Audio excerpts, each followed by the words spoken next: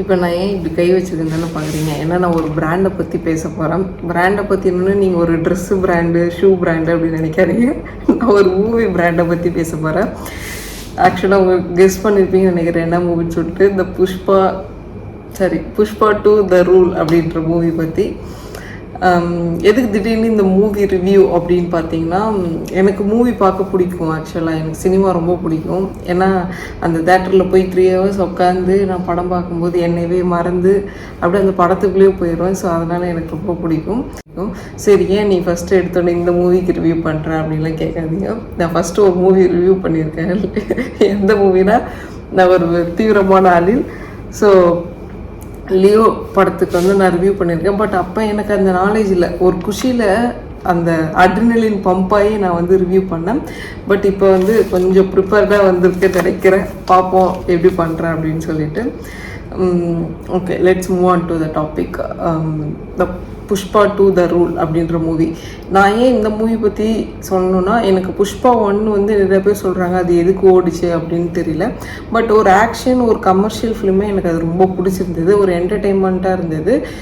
அது வந்து சந்தன மரத்தை தான் கடத்துறாங்கன்னு தெரியுது. பட் அந்த ரைட்டிங் இருக்குல்ல, அது எப்படி கடத்துறாங்க அப்படி இப்படின்னு சொல்லிட்டு அதெல்லாம் எனக்கு ரொம்ப பிடிச்சிருந்தது. பட் அங்கங்கே கொஞ்சம் இரிட்டேட்டிங்காக இருந்தது. ஓகே அப்படின்னு சொல்லிட்டு விட்டாச்சு. பட் எனக்கு அந்த படம் ரொம்ப பிடிச்சிருந்தது, புஷ்பா 1. 2. ஸோ அதனால தான் நான் புஷ்பா 2 பற்றி பேசலான் இருக்கேன். ஆக்சுவலாக 5th அன்னைக்கு ரிலீஸ் ஆச்சு. இன்றைக்கி டேட்டு 8 அப்படின்னு நினைக்கிறேன். இந்த வீடியோ நாளைக்கு போடுவேன்னா இன்றைக்கி போடுவேன்னு தெரில. இன்றைக்கி படம் வந்து 446 கோடின்னு நினைக்கிறேன். அதாவது அவங்க டார்கெட் 2000 crores இருக்கும். Maybe 3 days 446 crores, maybe 1000 crores possible. 2000 crores-ன்னு கேட்டால் எனக்கு தெரியல. அந்த அளவுக்குலாம் புள்ளி விவரங்களை பற்றி எனக்கு தெரியாது. நான் ஒன்றும் டிஸ்ட்ரிபியூட்டர்லாம் கிடையாதுல்ல, ப்ரொடியூசரும் கிடையாது, டிஸ்ட்ரிபியூட்டர் கிடையாது. ஸோ அப்படிலாம் சொல்ல முடியாது. ஸோ ஓகே, படத்தை பற்றி பேசுவோம். இதில் நடித்த ஆக்டர்ஸை பற்றி அப்படின்னு பார்த்தா, படத்தை தாங்கி பிடிச்சிருக்குது யாருன்னு பார்த்தா அல்லு அர்ஜுன் சார் தான் கண்டிப்பாக சொல்கிறேன். அவர் நடிப்பை பற்றிலாம் நான் என்னங்க சொல்கிறது, நடிக்க தெரியாமையே இவ்வளோ படம் நடித்து இவ்வளோ ஹிட்டு கொடுத்துருக்காங்க. ஸோ அவரோட டான்ஸு, ஆக்டிங்கு, சண்டை, ஆக்ஷன் எல்லாமே சூப்பராக இருந்தது. எந்த இடத்துலையுமே அவரை வந்து குறை சொல்ல முடியல.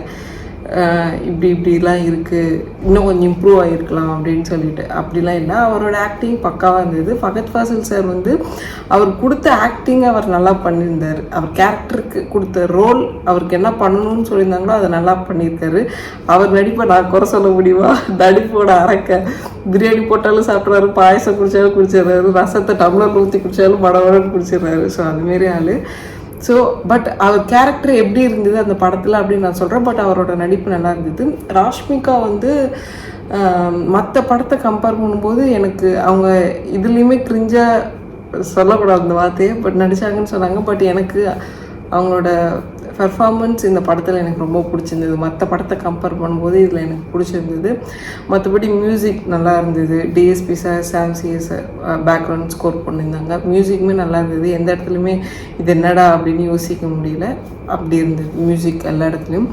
பட் என்னன்னா, இந்த படத்தில் ரைட்டிங்குமே பயங்கரமாக இருந்ததுங்க. ஏன்னா ஒரு ஹீரோ ஒரு கட்டத்தில் சொல்கிறாரு, இந்த நேரத்தில் இந்த டயத்தில் இத்தனை மணிக்கு தான் நான் இந்த சந்தன கட்டையை இங்கேருந்து கடத்த போகிறேன், உன்னால் முடிஞ்ச தடு அப்படின்னு. நம்மளுக்கே ஒரு இன்ட்ரெஸ்டிங்காக இருக்குது. என்ன இப்படி சொல்லிட்டு போயிட்டாரு, எப்படி என்ன அவ்வளோ போலீஸ் பாதுகாப்பு போட்டிருக்காங்க, கடத்தக்கூடாதுன்னு எப்படி கடத்த போகிறாங்க அப்படின்னு அந்த ஒரு சீன் அவங்க எழுதின விதம் பயங்கரமாக இருந்தது. எனக்கு ரொம்ப பிடிச்சிருந்தது. பட் என்னன்னா, இந்த புஷ்பா 2 படம் பார்க்க போகும்போது நம்ம அந்த புஷ்பா 2ன்ற ஃபேண்டசிக்குள்ளே போனால் மட்டும்தான் இதை நம்மளால் அக்செப்ட் பண்ணிக்க முடியும். ஏன்னா இதில் கதை அப்படின்னு பார்த்தீங்கன்னா, கதைன்றது ஒன்றும் கிடையாது. அதாவது இந்த ட்ரெய்லரில் சொன்னாங்களே, புருஷன் பொண்டாட்டி பேச்ச புருஷன் கேட்டால் என்ன நடக்கணும், இந்த உலகம் பார்க்கணும் அப்படின்னு சொல்லிட்டு அதுதான் மெயின் கதையே. ஆனால் ஒரு ஒய்ஃப் ஃபோட்டோ கேட்டான்றதுக்காக ஸ்டேட்டோட சிஎம்மையும் மாற்றுறதுலாம் கொஞ்சம் லாஜிக் இல்லாமல் தான் இருந்தது. பட் ஆப்வியஸாக இது ஒரு கமர்ஷியல் ஃபிலிம், அதை அக்செப்ட் பண்ணி தான் ஆகணும் அவங்க என்ன பண்ணாலும். பட் ரொம்ப லாஜிக் இல்லாமல் எடுத்த மாதிரி இருந்தது. ஸோ அதனால் பட் எந்த விதத்துலையுமே ஒரு 200 rupees கொடுத்துட்டு போய் நான் இந்த படத்தை பார்த்துட்டு ஐயோ ஏண்டா போனேன்னு ஃபீல் பண்ண வைக்கல, அப்படி ஃபீல் பண்ண வைக்கல. எனக்கு என்டர்டைன்மெண்ட்டாக இருந்தது. அதாவது அந்த 3 hours 20 minutes டியூரேஷன் அதிகமாக இருந்தாலும் ரொம்ப போர் அடிக்கலை அந்த மாதிரி இருந்தது. பட் ஒவ்வொரு ஃபர்ஸ்ட் ஹாஃப் வரைக்கும் ஓகே, செகண்ட் ஹாஃப் வந்து ஒவ்வொரு ஷார்ட்டுமே ரொம்ப லென்த்தாக இருந்தது. ஈவன் அந்த சாரீ கட்டி அல்லு அர்ஜுன் சார் ஒரு ஃபைட்டு டான்ஸ் எல்லாம் பண்ணியிருப்பாங்க. ஸோ அந்த சீன் ரொம்ப லென்த்தியாக எப்போ முடிக்க போகிறீங்க அப்படின்ற மாதிரி இருந்தது. ஓகே, நெகட்டிவ் நான் சொல்கிறேன். நெகட்டிவ் எனக்கு என்ன பட்டுச்சுன்னா, ஃபகத் ஃபாசில் சார் அவர் இப்படி ஒரு ஆக்டர் அப்படின்னு நம்ம எல்லாருக்குமே தெரியும். பட் அப்படி இருந்தாலும் ஒரு புஷ்பா வந்து அந்த மாரி ஒரு ஹீரோ, அவர் ஆப்போசிட்டில் இருக்கவரும் அந்த மாதிரி ஒரு வில்லன் வேணும்ல. பட் ஃபகத் ஃபாசில் சார் வரும்போது எனக்கு வந்து ஒரு சீன் 2 சீனுக்கு அப்புறம் எனக்கே சிரிப்பு வருது. எனக்கு அவர் அது ஒரு வில்லனாக பார்க்க முடியல. நானே சிரிச்சிட்டு இருந்தேன், இதை எப்படி காமெடி தானே பண்ண போகிறாரு அப்படின்னு சொல்லிட்டு நான் சிரிச்சிட்டு இருந்தேன். ஸோ அந்தமாரி ஆக்கிட்டாங்களோ, மேபி இன்னும் அவர் கொஞ்சம் ஸ்ட்ராங்காக கொடுத்துருக்கலாமோ அப்படின்னு தோணுச்சு. அதுக்கப்புறம் என்னன்னு பார்த்தீங்கன்னா, அதாவது ஃபகத் ஃபாசில் சார் வராரு, அது முடிஞ்சிருச்சு, சந்தன கடத்தலாம் கட்டி முடிச்சிட்டாங்க. அதுக்கப்புறம் என்ன ஆச்சு, அவர் எங்கே போனார் அப்படின்னு எதுவுமே காட்டலை. ஒரு பார்ட் 3க்கு லீட் கொடுக்கணுன்றதுக்காகவே வேற ஒரு வில்லனை எடுத்துகிட்டு உள்ளே வந்து வச்ச மாதிரி அப்படி இருந்தது. ஸோ அதுக்கப்புறம் ஃபகத் ஃபாசில் சார் என்ன ஆனார் அப்படின்னு ஒன்றுமே காட்டாத மாரி எனக்கு தோணுச்சு. ஸோ அது ஒன்று. தேர்ட் வந்து அவர் ஒரு head of department Fahadh Faasil sir அந்த படத்தில் போலீஸில். சந்தன மரத்தை எப்படி ராமேஸ்வரம் டு ஸ்ரீலங்கான்னு கடத்த போகும்போது போய் போலீஸ்லாம் செக் பண்ணும்போது, சார் தரவாக செக் பண்ணிட்டோம் எங்கேயுமே இல்லை அப்படின்னும் போது, அவரை சார் கடல் மட்டும் தான் இருக்கணும்னு அவர் அப்போ கடலையும் செக் பண்ணணும், கடலுக்குள்ளே குதித்து செக் பண்ணிகிட்டு இருப்பாரு. ஆக்சுவலாக அது கீழே தான் ஒழிச்சு வச்சுருப்பாங்க, இதை ஹைட் பண்ணி வச்சுருப்பாங்க. அதுக்கப்புறம் ஒரு பாயிண்ட்டுக்கு அப்புறம் அந்த ஷிப்பெல்லாம் மூவ் ஆன பின்னாடி அவர் கீழே இருக்கிற ஒருத்தர் சொல்லுவார், சார் அந்த போட் போகும், இந்த போட் போகக்கூடாது, ஸ்ரீலங்காவோட அந்த எல்லை வந்துருச்சு அப்படின்னு சொல்லிட்டு. அப்புறம் ஏன் அந்த போட்டை மட்டும் அலோவ் பண்ணுறாங்கன்னு அவர் கேட்குறாரு. ஏங்க அவரே ஒரு பெரிய ஆஃபீஸர், அவருக்கு தெரியாதாங்க அது ஒரு ஸ்ரீலங்கா இல்லை, அது ஒரு ஃபிஷிங் போட்டு, அதனால தான் அதை உள்ளே அலோவ் பண்ணுறாங்க, நம்ம அலோவ் பண்ண மாட்டுறாங்க, நம்ம போனால் சுடுவாங்கன்னு தெரியாது அவர். அதுக்கு இன்னொரு இன்ஸ்பெக்டர் சொல்லி இவருக்கு புரிய வைக்கிறாரு. எனக்குல இவரே ஒரு பெரிய ஆஃபீஸர், இவருக்கு தெரியாத, இவருக்கே அவர் வந்து சொல்லு அப்படின்னு அது கொஞ்சம் மைனஸாக இருந்த மாதிரி இருந்தது. அதுக்கப்புறம்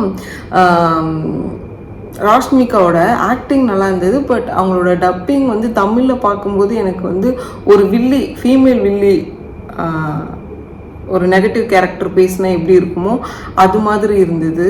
மேபி அவங்க புஷ்பான்ற ஒய்ஃப்னால அப்படி பேசினாங்களா என்னன்னு தெரியல. பட் அது வந்து அது புஷ்பா 1ல் அவங்களோட வாய்ஸ் அதெல்லாம் பார்க்கும்போது கொஞ்சம் சட்டிலாக இருந்தது. இதில் வந்து கொஞ்சம் ஹையில் போய் ஒரு வில்லி ரோல், நெகட்டிவ் ரோல் மாரி பேசிட்டாங்களோ, அப்படி டப்பிங் அப்படி இருந்ததோ அப்படின்னு எனக்கு தோணுச்சு. அதுக்கப்புறம் என்ன சொல்கிறது நெகட்டிவ்னா, லாஸ்ட் எனக்கு சண்டைன்னா ரொம்ப பிடிக்குங்க படத்தில். நான் ஸ்கிப் பண்ணாமல் பார்ப்பேன் சண்டையெல்லாம், சும்மா ஃபோன்லாம் நோண்டுறது அதெல்லாம் பண்ண மாட்டேன். பட் இதில் வந்து ஒரு லாஜிக்கே இல்லாமல் ஒரு சண்டை, கடைசியில் கை காலெல்லாம் கட்டி போட்டுருவாங்க, வாயிலே கடிச்சு எல்லா வில்லனையும் அடித்து தும்சம் பண்ணுவார். ஸோ அது கொஞ்சம் என்னடா படம், ஆக்ஷன் ஃபிலிம் எல்லாம் அக்செப்ட் பண்ணாலும் கொஞ்சம் லாஜிக்கோடு எடுத்துருக்கலாமே அப்படின்னு தோணுச்சு. அதுக்கப்புறம் விட்டாச்சு. அதுக்கப்புறம் எனக்கு இந்த மெயினாக இது டான்ஸை பற்றி சொல்லி ஆகணும்.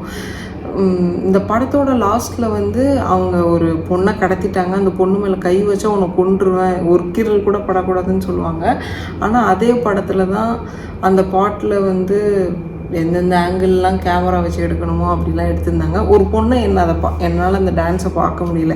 ஓய் என்ன ஆக போகுது அப்படின்னு நானே கீழே குனிஞ்சிட்டேன் ஒரு சீன் வரும்போது, ஒரு ஸ்டெப் வரும்போது. ஸோ அது கொஞ்சம் அவாய்ட் பண்ணியிருக்கலாம். ஓன்ட்டு அவள் ஸ்ரீலீலாக்கு வச்சேன்னு பார்த்தீங்களா, நான் வந்து ராஷ்மிகாக்கு வச்சுருக்கின்ற மாதிரி இருந்தது பாட்டை பார்க்கும்போது. ஆக்சுவலாக ஸ்ரீலீலா அந்த கிசிக் சாங்கில் வந்து பார்க்கும்போது அவங்க கூட அவ்வளோ கிளாமரஸாக இல்லை, பட் ராஷ்மிகா அப்படி இருந்தாங்க. But they both dance well. But அந்த கேமரா ஆங்கிள் மட்டும் என்னால் இன்னொன்று அட்ஜஸ்ட் பண்ணிக்க முடியல. ஸோ இவ்வளோ தான்.